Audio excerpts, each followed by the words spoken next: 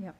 Okay, so what I'm working on right now is I'm actually doing something called voicing the piano, or voicing some of these hammers.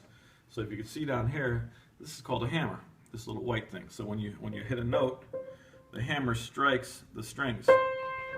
So the hammer is the contact point between your finger and the strings. So when you hit it quietly, you get a quiet sound. And then when you hit it hard, you get a hard sound, and everything in between.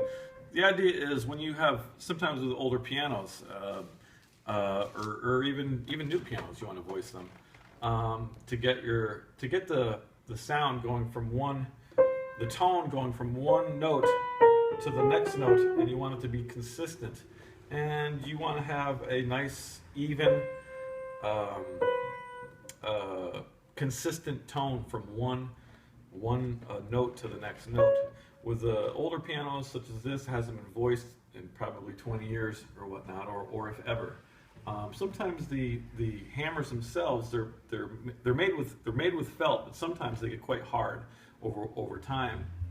And a voicing is you're basically taking a needle or a voicing tool, and there's many different types.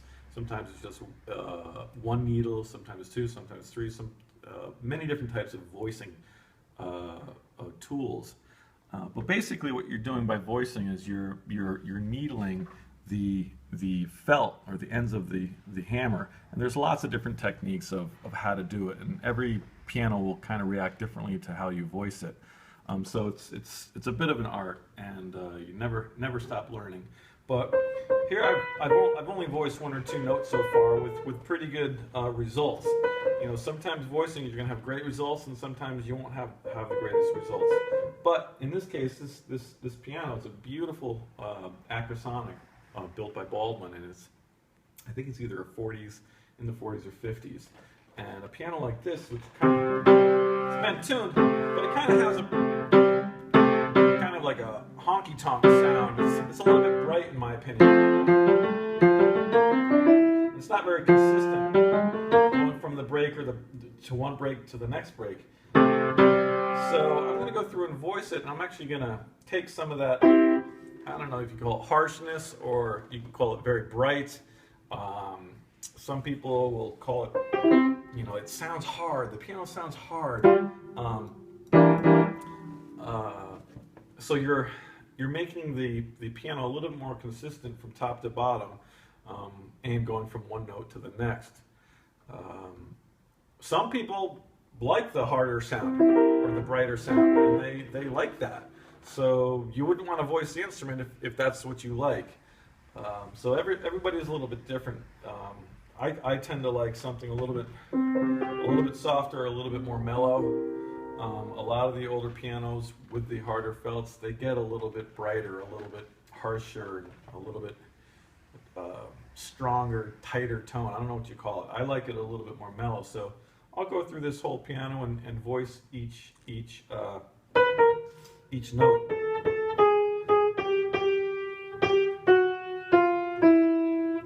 Let's find kind of a hard one, a bright one, and see if we can tone it down a little bit so you get an idea of what I'm talking about. You may or may not be through through the microphone.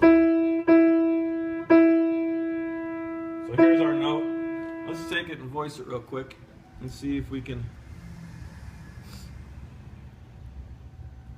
tone that down a little bit and just kind of round it off. That actually works pretty good.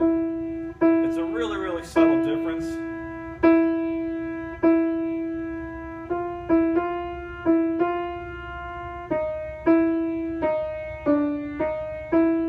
Go a little bit more. And you guys probably aren't hearing this at all through the microphone. Yeah, I like that. Let's go to the next one real quick and see if we can just, I don't know if you call it soft. Oh, I hear it. Hear that?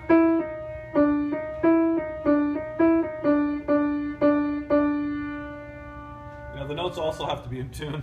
if some of these notes are slightly out of tune, that's going to also make the piano sound a little harsher. So you want to make sure that it's perfectly in tune when you're voicing.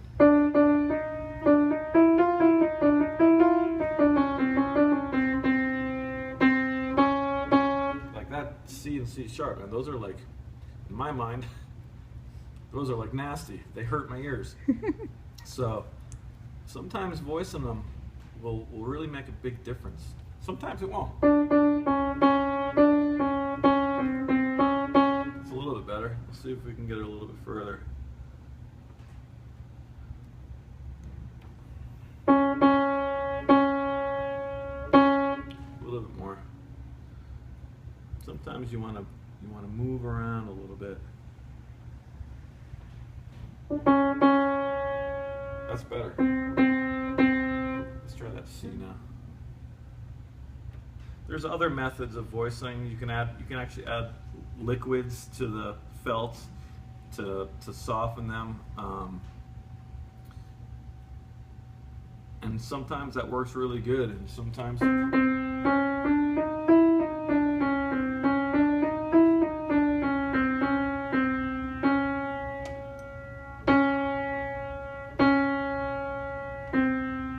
C is much better.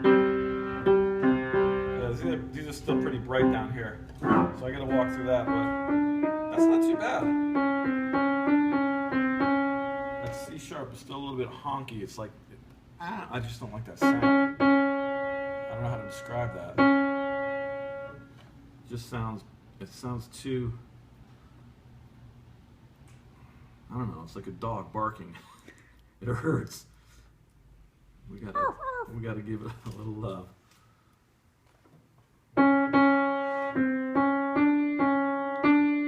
And sometimes it's a slight. I could take the tuning pin and maybe adjust it slightly with a tuning pin to get, because it might be a little bit out. Because that's. I don't think I could voice it much more than that.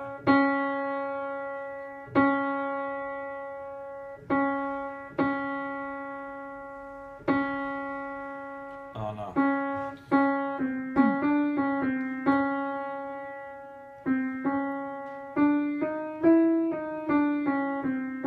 Yeah, that's about as best as I can get that one. I'm not gonna voice it any more than that. You can hear the difference between the ones that I did do and the ones that I didn't do. Right? When you get to like here, you can hear that F. These are all kind of, and then yeah, you can see the F, F sharp, and the G are still harsh. But then when I get to that G sharp, you can hear I voice these. Here. So there's a slight difference, and you're probably not picking up any of this through the microphones. But just to recap, if you voice your piano, an older piano, a lot of times you have great results. So you could bring a lot of life back to your piano. If it hasn't been voiced in a few years, several years, or it's never been voiced, I would highly recommend having your piano voiced. Over and out. Thank you so much. This is Wade's Piano Center.